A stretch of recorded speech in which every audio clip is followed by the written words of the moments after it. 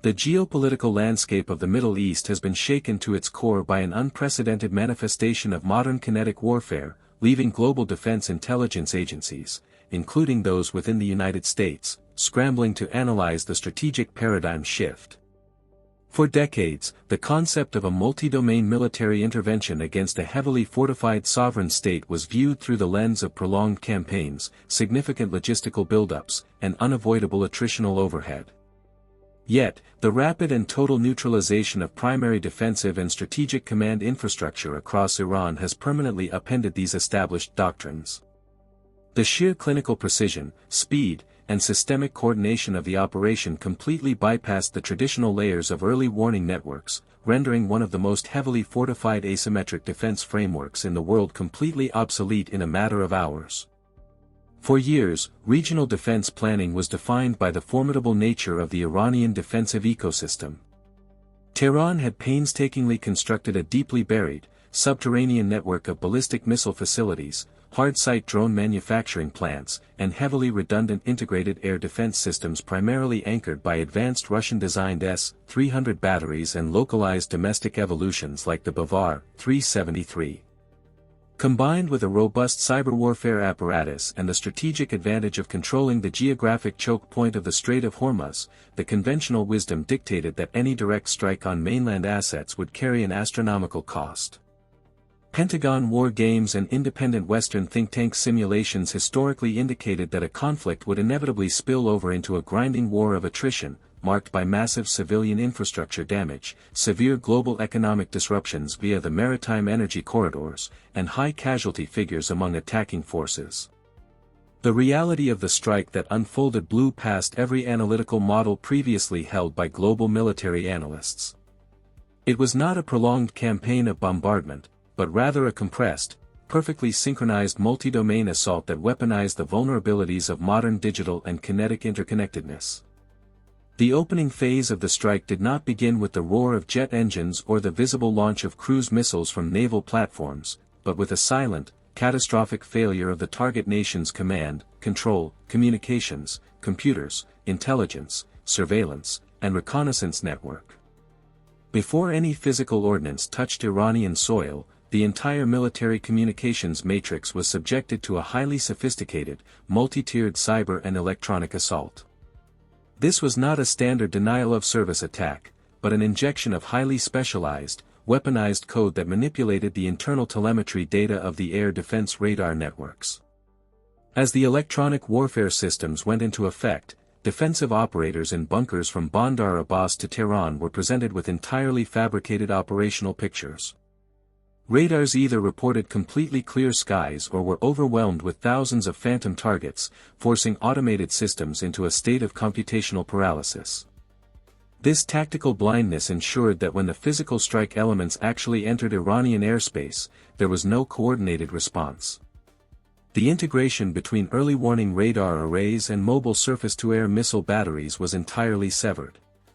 Units were left completely isolated, unable to communicate with central command nodes or receive external tracking data, effectively transforming a sophisticated national defense network into fragmented, blind pockets of resistance. Simultaneously, the physical execution of the strike demonstrated an entirely new standard in low observable, precision-guided kinetic operations. Utilizing ultra-advanced stealth platforms operating at altitudes and trajectories that exploited the blind spots of regional tracking networks, the attacking forces systematically dismantled the primary nodes of the Islamic Revolutionary Guard Corps command structure. Rather than conducting broad-area bombing campaigns that could result in extensive collateral damage and fuel nationalist resistance, the strike selected hyper-specific, high-value targets whose destruction would cause the immediate systemic collapse of the regime's military utility. Command bunkers buried deep within mountainous terrain, previously thought to be impervious to conventional munitions, were compromised through the use of advanced, tandem-charge kinetic energy penetrators that utilized precise seismic targeting vectors to bypass reinforced concrete overheads. The clinical nature of the strikes on the country's ballistic missile infrastructure was particularly shocking to global observers. Western intelligence had long mapped the massive subterranean networks colloquially known as missile cities. The assumption was that these facilities could only be neutralized through sustained nuclear options or high-casualty ground interventions. Instead, the strike focused on the ventilation systems, primary transport ingress points, and subterranean fuel storage facilities. By sealing the entry and exit portals with highly specialized thermobaric and deep penetration munitions, the entire underground architecture was rendered functionally useless without requiring the physical destruction of the entire mountain complex. The missiles were trapped beneath millions of tons of collapsed earth and structural steel, neutralized before a single launch sequence could be initiated.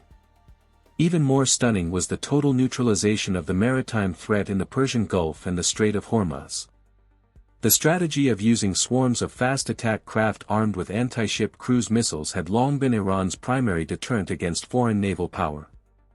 The tactical plan relied on saturating the defensive systems of large surface combatants through sheer numerical volume. However, the strike preempted this entirely by utilizing autonomous, underwater uncrewed vehicles and low-flying loitering munitions that targeted the naval vessels while they were still docked or moored within their hidden subpens and coastal bunkers. The attack was so rapid that the crews were unable to scramble to their stations. Within minutes, the core of the naval capability in the Persian Gulf was rendered inactive, clearing the way for unrestricted international maritime transit and completely removing the threat of an energy blockade that had held the global economy hostage for decades. The reaction from Washington was one of profound astonishment and intense reevaluation. While American intelligence agencies were fully aware of the regional tensions and the theoretical capabilities of modern military technology, the flawless synchronization of this specific operation went far beyond what senior defense officials believed was logistically and tactically possible in a real-world combat theater. Inside the Pentagon, the strike is being analyzed as a watershed moment in military history, comparable to the implementation of Blitzkrieg or the deployment of the atomic bomb.